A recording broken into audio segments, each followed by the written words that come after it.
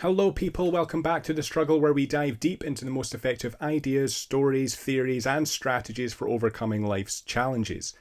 This is episode 62, and it's the second episode in my three-part series on time and how best to perceive it for a meaningful life.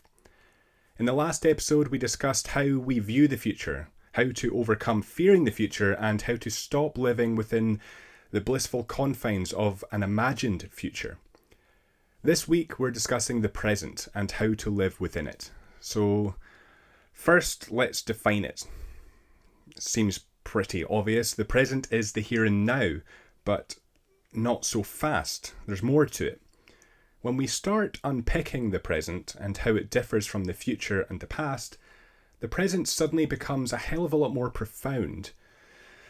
You see, the present moment is the only one of these three tenses that's real. You might say the past is real, events occurred, things happened to us, but in terms of our actual experience, the future isn't real, obviously, because it hasn't happened yet, and the past isn't real because we're not truly experiencing it when you think about it. Your past recollections of an event aren't the event itself, and so you're not experiencing the past. You're imagining it to some extent. You're thinking about it. You're remembering some details that may well prove to be accurate, but other details are not. And so the present moment, this right now, is the only thing that's real.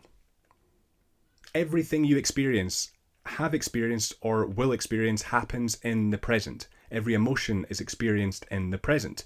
So you might say, like every cliched inspirational quote post on Instagram, to live in the moment, to be present. And that's all well and good. If the present is the only aspect of existence that truly exists, we should all live in the present, so we are experiencing reality as it is. But again, not so fast, because as we'll discuss later, living in the present can go too far. And thinking about the future and thinking about the past does serve a valuable purpose. The future, as we discussed last week, serves the purpose of analysing where you want your life to go, i.e. point B, and how you're going to get from A to B. If you refuse to contemplate the future, you'd be aimlessly wandering, never getting where you want to go. And so sorry to all of you that have live in the moment in your Instagram bio, but there's more to life than living in the moment. But I do admit living in the moment does hold some value. So let's zoom out a bit and discuss what function it actually serves. Firstly, from an evolutionary standpoint, being in the present moment helped our earliest ancestors with threat detection, real-time decision-making, learning from mistakes, interacting with other humans, and taking action in order to survive. So we adapted to be present as humans in order to survive, connect with others, and avoid danger. But I'll ask a question I've asked many times over the course of this podcast. What happens when we put these hunter-gatherer brains into the 21st century filled with high buildings, stressful jobs, instantaneous and novel entertainment, and social media? Well, the modern world, as ever, is not attuned to keep us fulfilled. It's not attuned to keep us present. It's designed to do the opposite. Think about it. All of those short videos you're scrolling through are designed to keep you distracted so you watch another one. All of those adverts for products you're bombarded with every minute are designed to keep you from being present, because when you're not present, you're thinking about where your life could be. And so you're going to put all of your faith into that future, and therefore you're going to put all of your faith into the product you're looking at. And your stressful and unfulfilling job isn't designed to keep you present, because if you were, you'd realize the prison you've locked yourself in and quit. So as ever, the modern world is not fit for purpose. It doesn't function in conjunction with our human nature and what helps us thrive. Furthermore, those of us who do eventually realize this truth and who try to do something about it, those insecure overachievers, as Chris Williamson would put it, those of us who attempt on a daily basis to optimize our lives will overthink the problem and put all of our faith into the present moment, build a consistent meditation and mindfulness practice, setting the timer and thinking about how productive you're being for 10 minutes, then delusionally patting yourself on the back for being present for 10 minutes, even though you definitely weren't.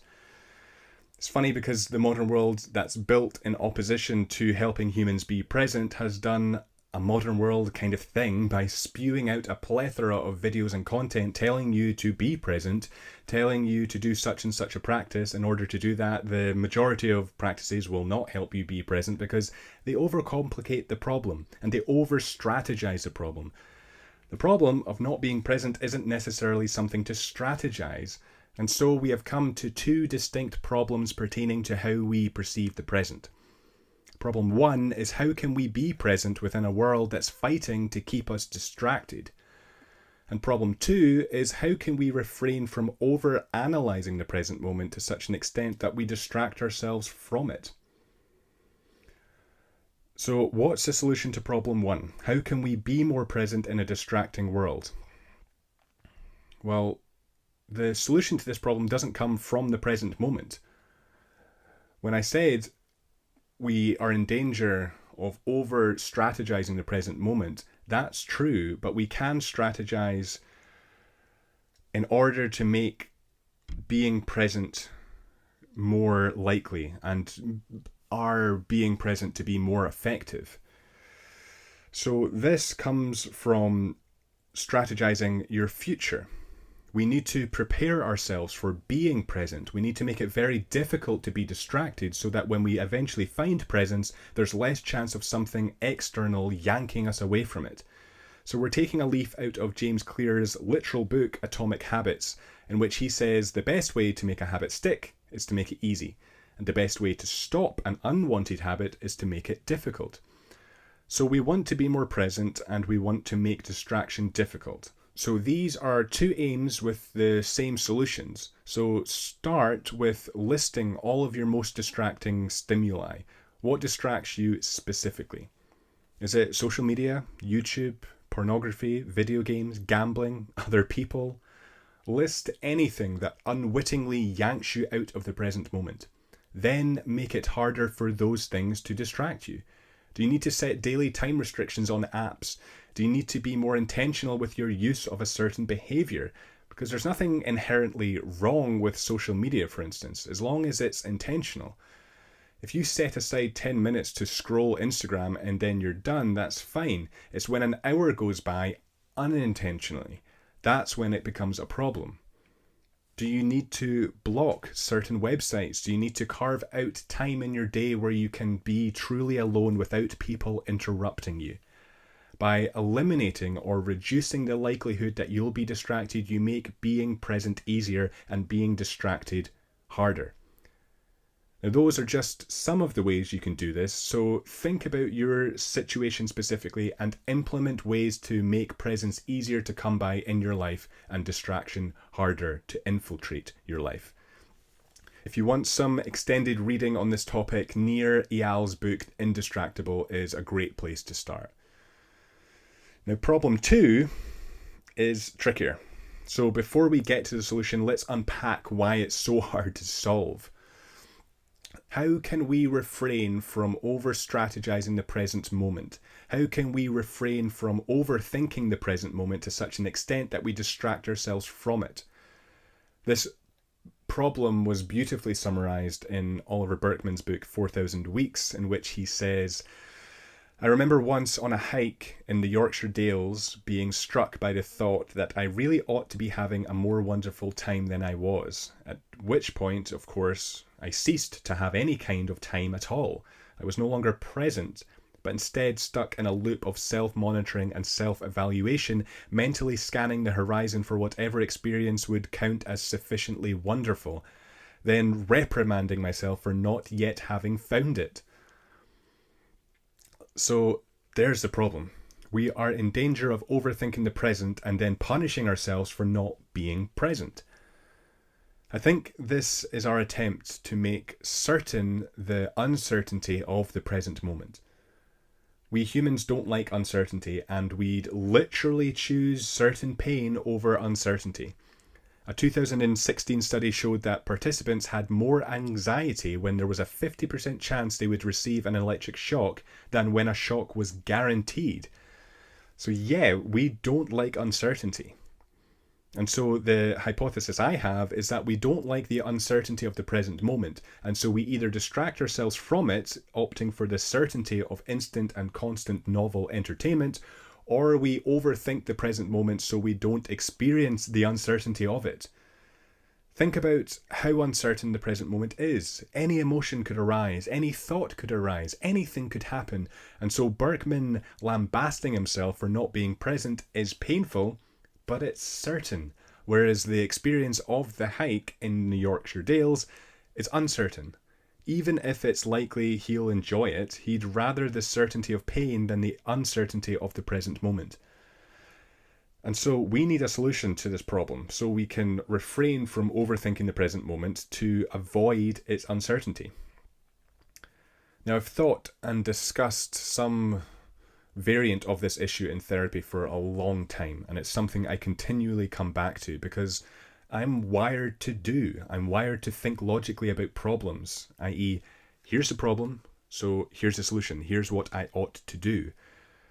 But there are some problems in life that cannot be solved in this way. Some problems, frustratingly, are solved by doing less, and that's a difficult pill for me to swallow because my brain will keep coming back to this constant conversation. Like, yeah, the solution is to do less, but how do I do that?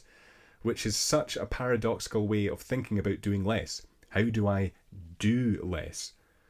It's trying to solve a difficult problem with an easy solution. It isn't solved with thinking, it's solved with the much more ambiguous and uncomfortable feeling. And so the solution to overanalyzing the present moment as a way to distract yourself from the uncertainty of the present moment is to shift your mindset from attempting to control the narrative to allowing it to unfold before you. It's to relinquish what control you think you have over the present moment and let it occur however it occurs. It's to feel the present moment, not think about it. There's no goal when it comes to the present moment. You're not trying to achieve presence. You're not trying to do anything. You're trying to do less. You're refraining from resistance. The more we overanalyze the present, the more we resist it. As Buddhist psychology would put it, the more you try to achieve presence, the further you drift away from it. Whenever you find yourself doing what Berkman was doing, do as Berkman did and acknowledge it. I'm thinking this, which is me attempting to control what can't be controlled, and then move on and let the present occur. Not everything has to be some remarkable moment or some epiphany. Sometimes the most remarkable thing about the present moment is how unremarkable it is. How silly it is for us to resist it when it's this unremarkable. The solution to overthinking the present moment is to stop thinking about it altogether and start feeling it and let it pass through you. Sam Harris said something similar when speaking about meditation. He said, the goal of meditation isn't to control your thoughts, it's to stop letting them control you. It's like you're sitting in a canoe on a river. The water is moving. You don't need to steer the canoe, just let the current carry you. The trick is to stop paddling. So, stop paddling. When we try to achieve presence, it's like we're frantically paddling the canoe away from where we want to go. And so, those are two solutions to two modern problems pertaining to the present moment. First, how do we stay present in a world designed to distract us? Make it easy to be present and difficult to be distracted. And second, how do we stop overthinking the present moment to the point we miss it? Let go of control. Stop paddling. Let the moment pass through you. Not everything has to be profound. Sometimes the most profound thing about the present moment is how unremarkable it is, and how silly it is that we try to resist something so unremarkable. The answer, as always, lies in the struggle.